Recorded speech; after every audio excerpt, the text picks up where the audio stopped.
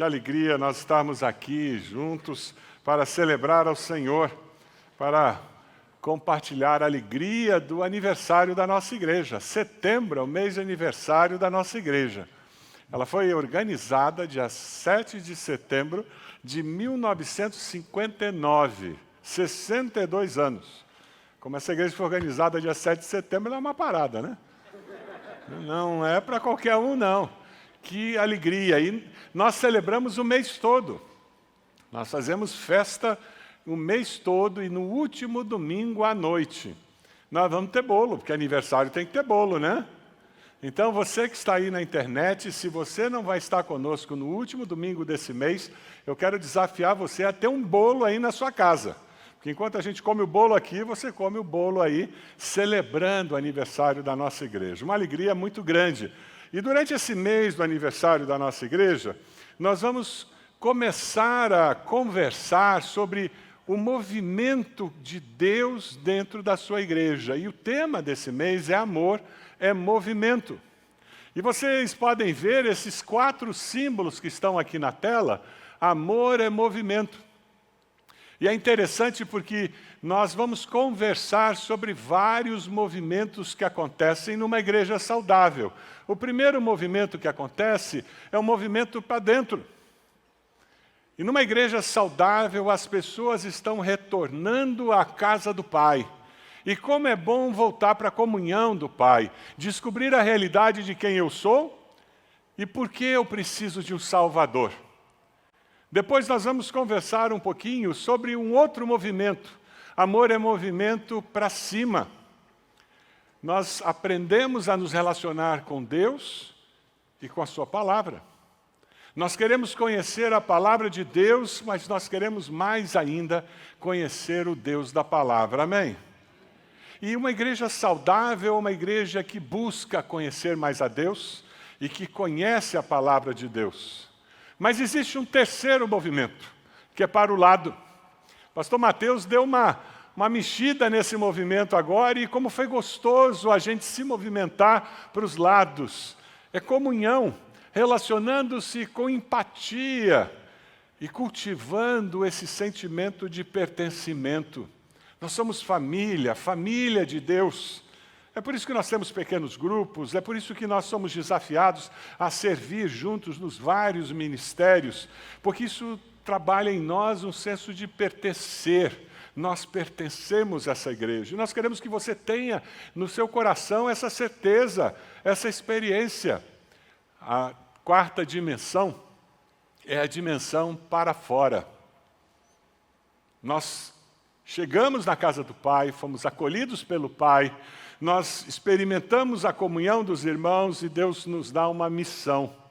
Nós amamos como Cristo amou. Jesus foi a encarnação do Deus vivo que viveu entre nós. E hoje eu e você somos o Cristo encarnado na vida das pessoas que convivem conosco. Então o nosso desafio, depois que nós experimentamos a volta para a casa do Pai, o acolhimento do Pai, a bênção de viver como família de Deus, é ir lá fora contar para as pessoas desse amor do Pai. É inseridos na sociedade, promovemos transformação como sal da terra e luz do mundo. Existem 7 bilhões de habitantes no planeta Terra. 7 bilhões de habitantes. Mais do que isso até. E essas pessoas precisam ouvir do amor de Deus. E esse movimento precisa começar no meu coração, na minha vida e se espalhar a todos os povos. Amém? Hoje nós vamos conversar sobre o primeiro movimento. O movimento para dentro. Descobrindo a realidade de quem eu sou e a realidade que eu vivo. Se você tem a sua Bíblia, por favor, abra lá em Lucas capítulo 15, a partir do versículo 11. Lucas 15, a partir do versículo 11.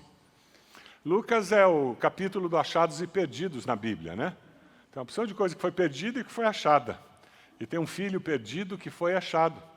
Lucas 15, 11 é o texto da parábola do filho pródigo. Quantos conhecem a parábola do filho pródigo aqui? Hoje nós vamos conversar não apenas sobre o filho pródigo, mas nós vamos conversar sobre os dois filhos da parábola. E depois que nós conversarmos sobre os dois filhos da parábola, vai ficar muito evidente para nós que o foco da parábola não são os filhos, é o pai. Eu gostaria que nós chamássemos essa parábola, ao invés de parábola do filho pródigo, que nós a chamássemos da parábola do pai amoroso. Porque é isso que é destacado nessa história que Jesus conta. Ele diz que um homem tinha 2 filhos. E esses 2 filhos viviam com ele.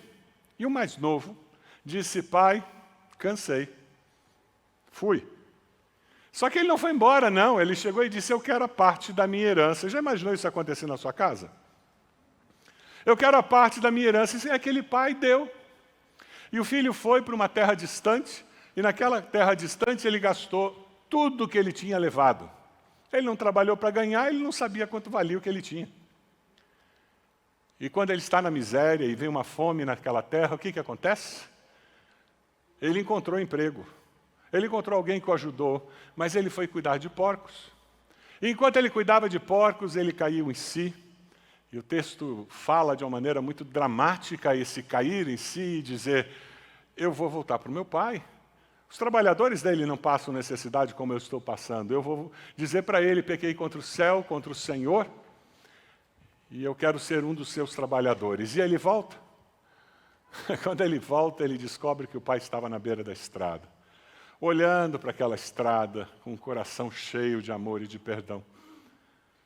E quando o pai o avista, o texto diz de uma forma muito bela que o pai saiu correndo na direção dele, que o abraçou, mandou colocar anel, sandália, todos os símbolos de paternidade que ele podia dar para aquele filho, dizendo: eu sou seu pai e você é meu filho.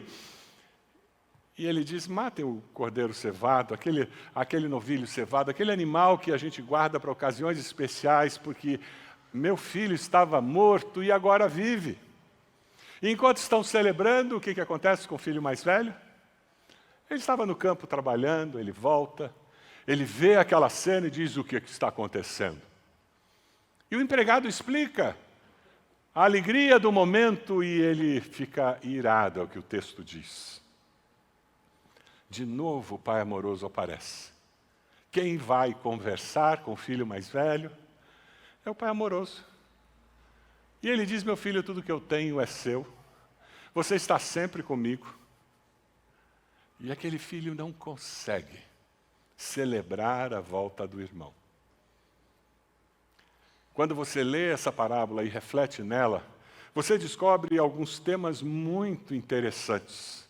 Primeiro, que são 2 filhos amados incondicionalmente pelo pai. Depois você encontra o mais novo cheio de rebeldia e o mais velho cheio de justiça própria.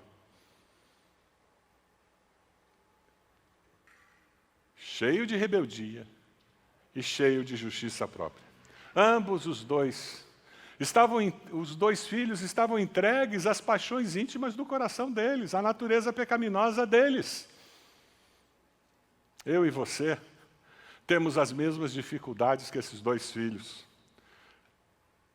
Nós precisamos experimentar o amor incondicional de Deus. Nós cantamos aqui graça, favor imerecido. Se nós não estamos num extremo, normalmente estamos no outro. É interessante porque o pai amoroso, ele conhece o coração humano. A imagem que Jesus passa com essa parábola do pai amoroso é que ele sabe a nossa condição. Sim, nós somos pecadores. Sim, nós somos pecadoras. É verdade, todos nós. Por isso, todos nós precisamos de um Salvador. O pai amoroso entende as inclinações do coração humano. Deus não está indiferente lá no céu, olhando para nós e querendo cobrar mais do que nós conseguimos ser ou fazer. Mas com graça Ele nos acolhe e com seu Espírito nos capacita para irmos além do que nós conseguimos ser e fazer quando estamos sozinhos. Talvez você, com seus filhos, precise expressar graça e misericórdia como pai amoroso. Porque sabe, os seus filhos são pecadores. Sabe por quê? Porque eles têm um pai e uma mãe pecadores. Eles são humanos, como vocês. Talvez você esteja lidando com um filho que tem tomado decisões erradas. Eu queria sugerir um livro, se você ainda não leu. Quando filhos bons fazem escolhas ruins. Leia esse livro. Esse livro vai ajudar você a aprender qual o seu papel na criação dos seus filhos. Como você pode abençoar aqueles que Deus colocou sob a sua liderança. Porque eles são pecadores, e aquele pai da parábola nos deixa de uma forma muito clara esse entendimento da misericórdia do Senhor que se renova a cada manhã. Hoje cedo começou tudo de novo. As oportunidades começaram de novo, para mim e para você. O filho mais novo disse: pai, quero a minha parte na herança. E assim ele repartiu sua propriedade entre eles. Aquele pai sabia que perderia dinheiro nessa decisão. Mas na parábola fica muito claro: o meu filho é mais importante do que os bens que eu tenho. Que lição para nós! E as nossas decisões serão baseadas na graça, na misericórdia, e como eu posso ajudar o meu filho, a minha filha, a chegar ao potencial que Deus colocou dentro deles. E o versículo 25, nesse texto que vocês têm aí, diz que enquanto isso o filho mais velho estava no campo. Quando se aproximou da casa, ouviu a música e a dança. E eu contei o resto da história. É interessante que o mais velho estava trabalhando. O mais novo estava se arrependendo numa terra distante e o mais velho trabalhando, como ele sempre trabalhou, com muita responsabilidade, com muita dedicação. Ele era o que nós chamamos de bom filho. Ele não gastou dinheiro com prostitutas.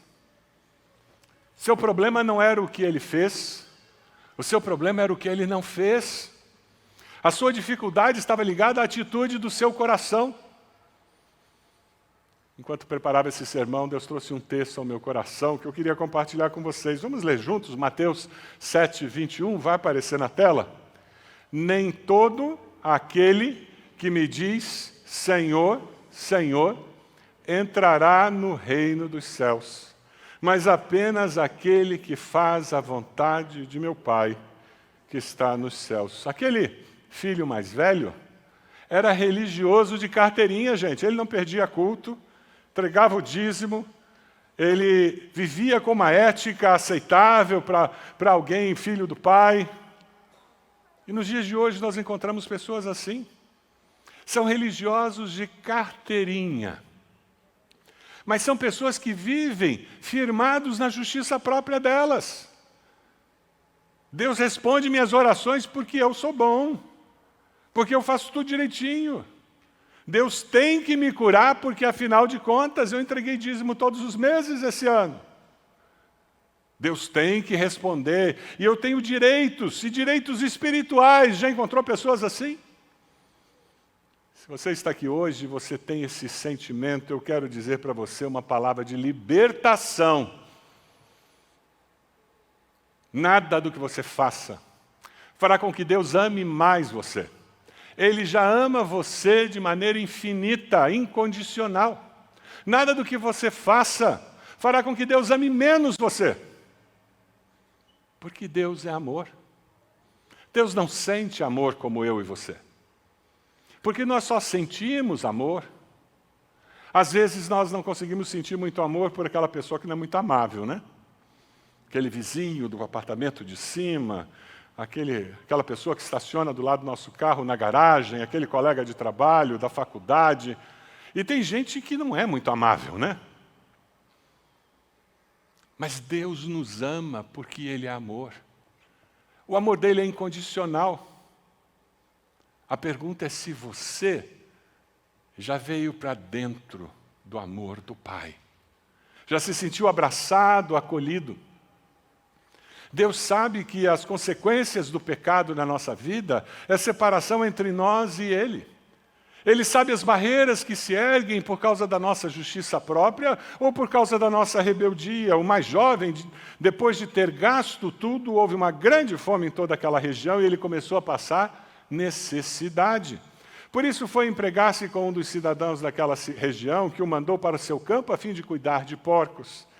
Ele desejava encher o estômago com as vagens de alfarrobeira que os porcos comiam, mas ninguém lhe dava nada. Quando Jesus conta essa parábola para aqueles que o estavam ouvindo, para o judeu, o porco era o animal mais imundo, mais indigno que existia. Tanto que quando você está em Israel, é muito difícil você encontrar um lugar onde você tem condições de comer porco. Presunto.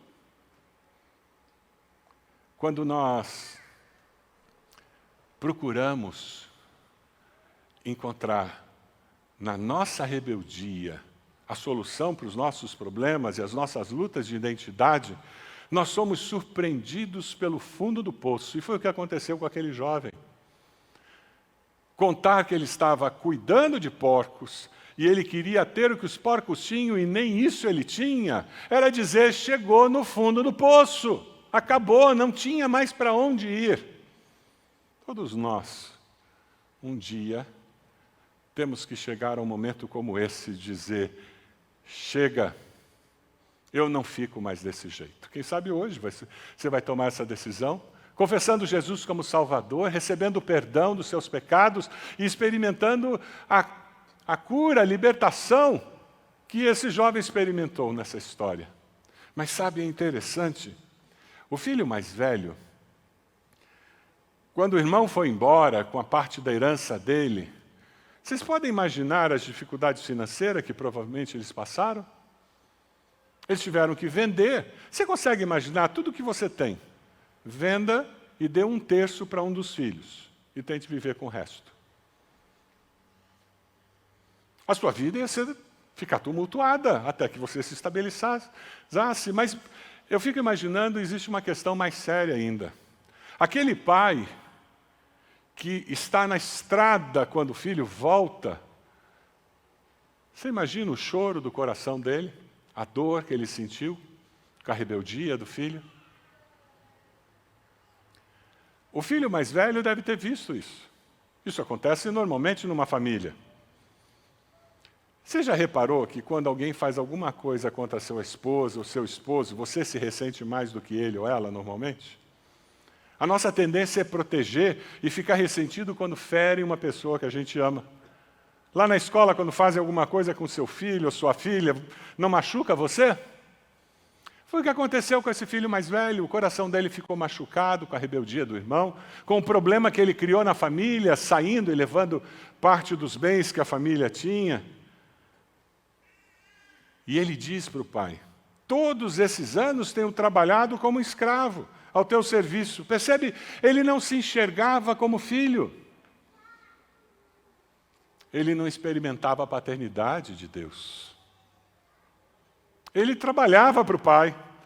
Tu nunca me deste nenhum cabrito para eu festejar com meus amigos, mas quando volta para casa esse teu filho, que esbanjou teus bens com as prostitutas, matas o novilho gordo para ele.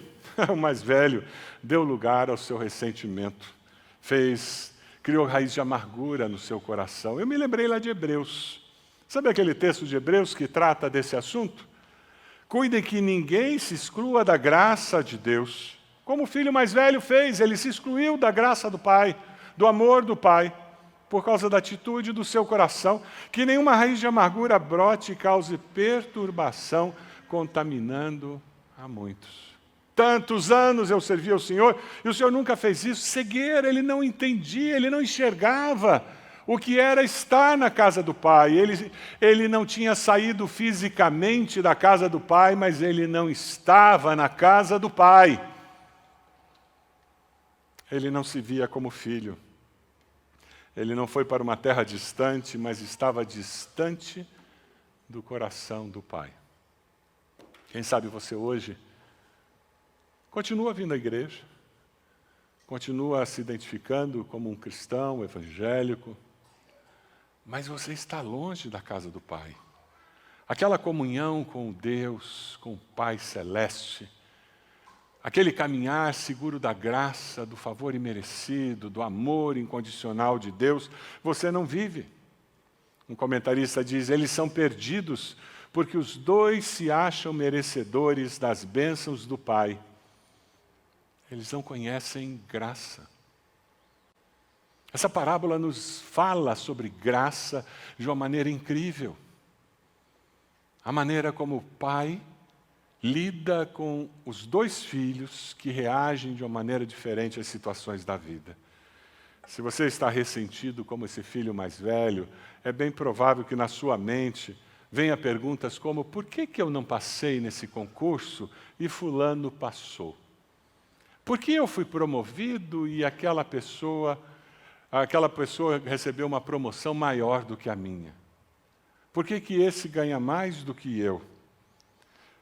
Você está ressentido, quem sabe, porque você teve a doença, o Covid, e essa pessoa não teve, que é tão descuidada, que não segue os protocolos. Ou quem sabe eu perdi um ente querido, e Deus não tinha o direito de fazer isso comigo. Afinal, eu sou servo do Senhor, eu sou uma serva do Senhor. Deus pode curar as marcas do pecado na sua vida, na minha vida, com a graça dEle, com a misericórdia dEle. O Pai amoroso conhece o seu coração. O Pai amoroso sabe das consequências do nosso pecado. E o Pai amoroso nos oferece uma coisa só: perdão. Perdão. É assim que Deus se relaciona conosco. Um comentarista disse: eu não preciso perder-me para ser achado. Eu posso estar perdido sem sair da casa do Pai. Posso estar perdido sem saber. Se eu não nasci de novo, se eu não me arrependi dos meus pecados, não confessei Jesus como Senhor e Salvador, eu não sei o que é viver na casa do Pai, viver na companhia do Pai. Deus está sempre pronto a nos perdoar, e foi exemplificado isso com o filho mais novo de uma maneira muito linda. Quando ele diz: quantos empregados do meu pai têm comida de sobra, eu aqui morrendo de fome, e ele começa esse movimento. Ele começa esse movimento porque ele conhecia o Pai, ele sabia quem era o Pai. Talvez você conheça as Escrituras, você conheça o Evangelho, você tem ouvido muitas vezes sobre o perdão, o amor de Deus, mas você ainda não voltou para a casa do Pai, para a comunhão com o Pai. O filho mais velho tinha perdão disponível o tempo todo, mas ele não aproveitou. Ele tinha tanta justiça própria que ele não conseguia enxergar. Seu irmão voltou, o seu pai matou o novilho gordo porque recebeu de volta são e salvo. O servo enxergava isso. E o filho mais velho encheu-se de ira e não quis entrar. Sabe aquela criança de 2 anos no mercado que quer que você compre aquele carrinho ou compre o chocolate? E você olha e diz: não vou comprar. O que ela faz? Se atira no chão. Começa a chorar alto. Dá um mau piti, como a gente diz. Aquele filho mais velho deu piti, gente. Ele surtou. Ele estava tão cheio de justiça própria que ele não conseguia nem celebrar o milagre de um irmão que ele pensava que estava morto não estar mais. Ele só pensava nele. O mais novo chega para o pai e diz: pequei contra o céu e contra ti.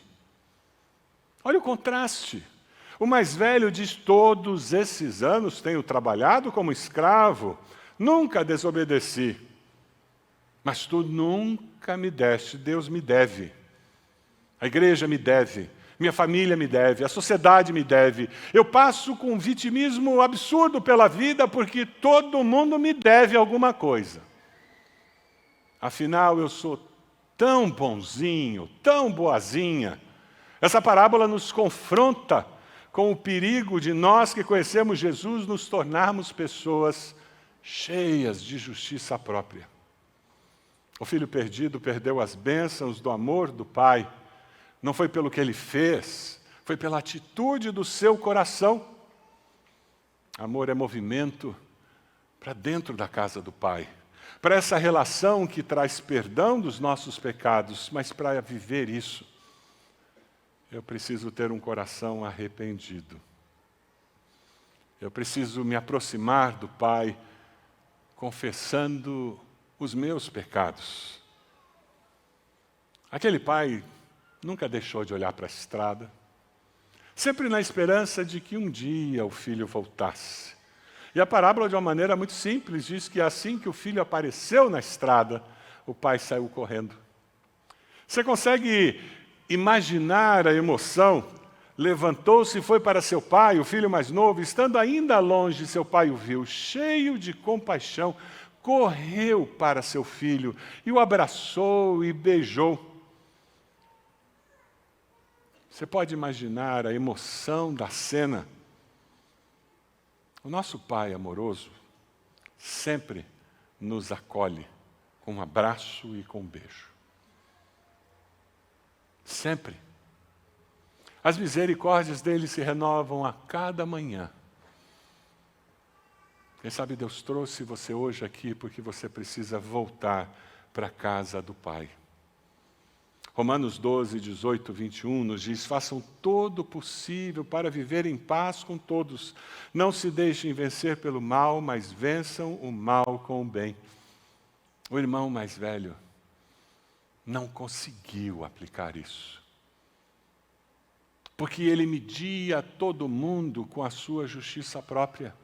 Ele julgava todos ao seu redor com a sua justiça própria.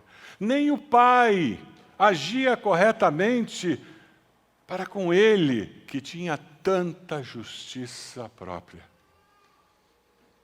Henry Nouwen, num dos seus livros sobre o filho pródigo, ele diz: no seu ciúme e amargura, o filho mais velho pode somente ver que seu irmão irresponsável está recebendo mais atenção do que ele, e conclui que ele é menos amado dos dois.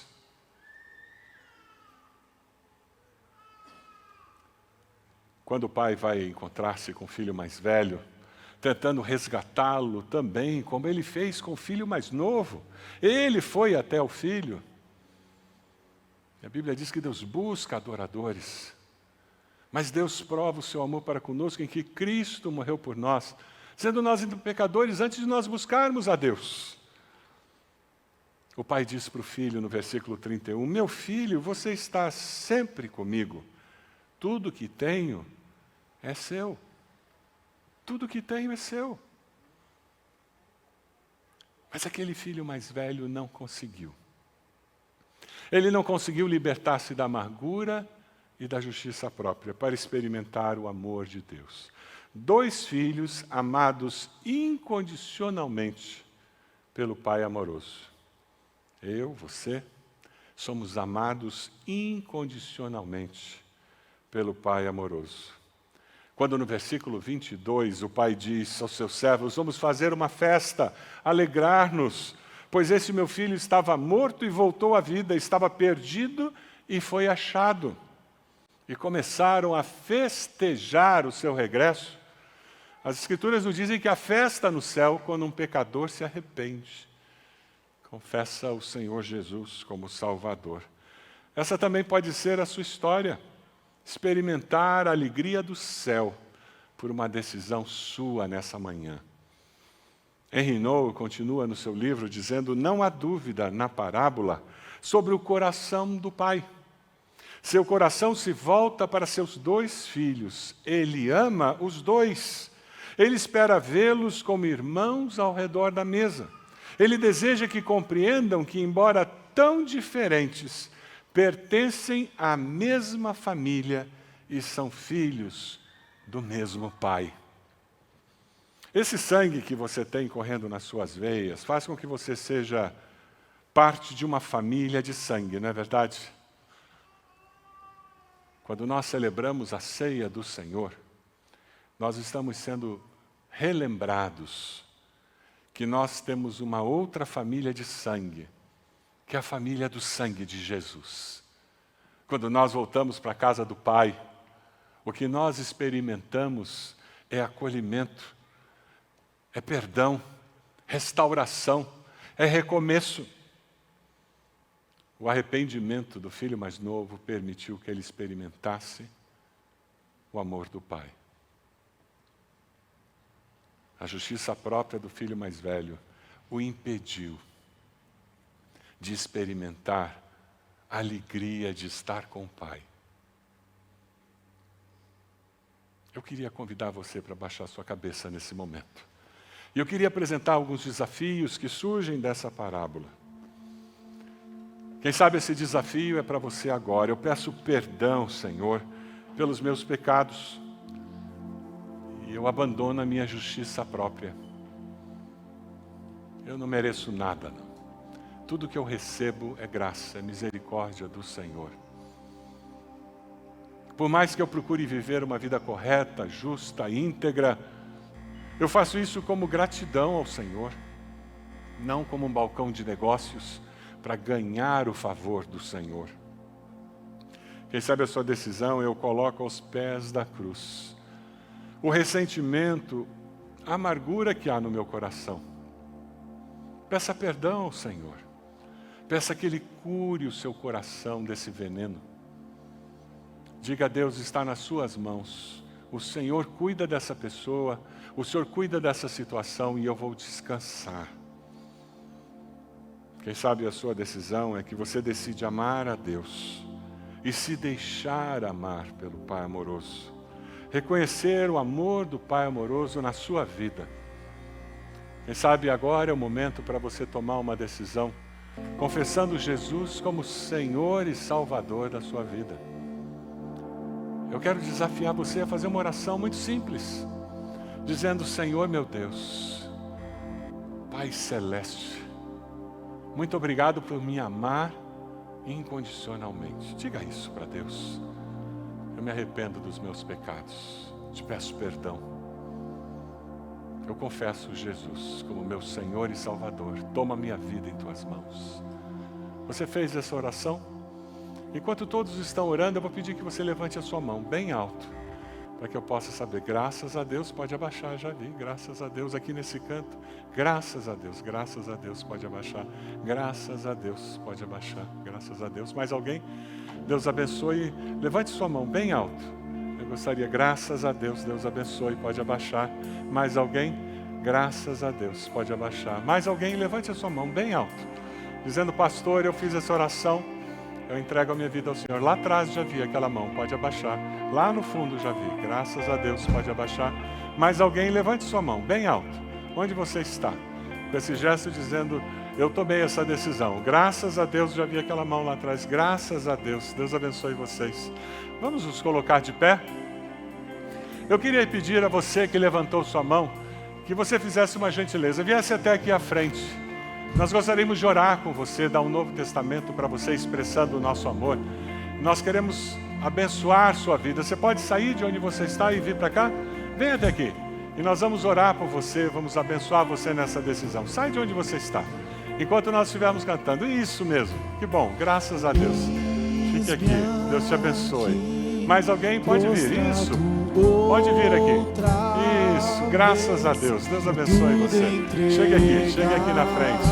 Nós vamos precisar de irmãs que possam nos ajudar no aconselhamento. Por favor, venham aqui acolher essas. Chegue aqui pertinho, isso, chegue mais, isso mesmo. Temos mais uma pessoa lá, olha lá, um casal aqui, graças a Deus por isso, uma família. Vamos chegando. Eu preciso de irmãs que venham dar apoio aqui, por favor. Isso, graças a Deus por isso, graças a Deus. Deus falou no seu coração? Venha até aqui, nós queremos orar por você, queremos abençoar, graças a Deus, olha aqui. As 3 chegaram, graças ao Senhor. Deus abençoe, Deus abençoe. Isso, graças ao Senhor. Mais alguém? Mais alguém? Nós vamos cantar, enquanto cantamos, venha, nós estamos esperando você. Vamos cantar. Prostrado outra vez, pra tudo entregar, pra tudo entregar.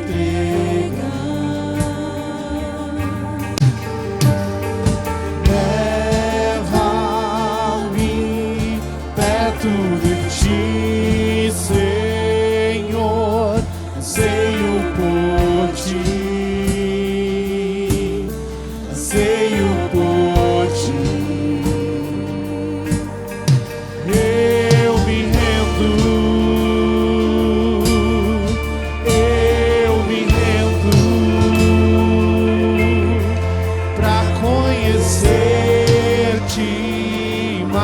mais, pra conhecer-te mais. Eu queria falar agora com você que está aqui e quem sabe está afastado da comunhão da igreja. Você, por alguma razão, ficou longe da família de Deus, a família de sangue, do sangue de Jesus. Eu quero convidar você para vir aqui à frente.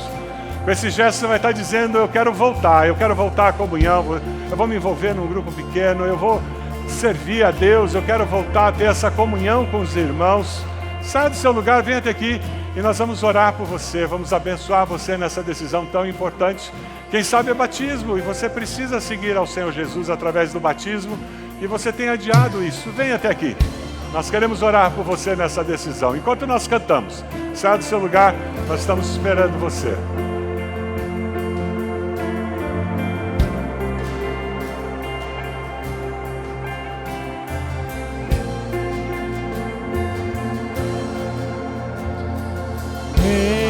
Enche-me da graça e do teu amor, sacia meu ser,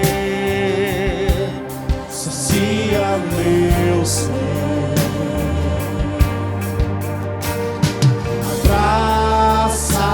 Abraça-me, ouve o meu clamor, fala pra mim, fala pra mim. Eu me rendo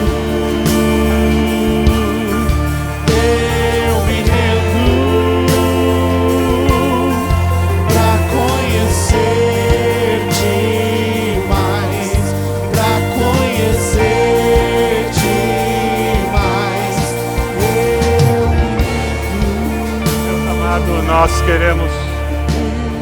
Deus amado, nós queremos te dar graças, porque o Senhor nos ama e esse teu amor nos constrange, Senhor. Ele é incondicional, Ele é eterno, Ele é infinito. Nós agradecemos ao Senhor. Ó Deus, como é bom viver com a segurança de que nós somos amados do Senhor. Pai amoroso, nós te damos graças por essas pessoas, irmãos e irmãs que vieram à frente, falando de uma decisão que tomaram ao lado de Jesus. Ó Deus, confirma com teu Santo Espírito essa decisão. Abençoa, Senhor, aqueles que estão dizendo, eu quero voltar para a comunhão dos irmãos, eu quero voltar para a comunhão da igreja. Abençoa, Senhor. E, ó Deus, nos permita como igreja, como família de Deus, a sermos bênção na vida de cada um desses. Ó Deus, nós te damos graças pelo teu grande amor. É no nome de Jesus que nós oramos. Amém. Amém.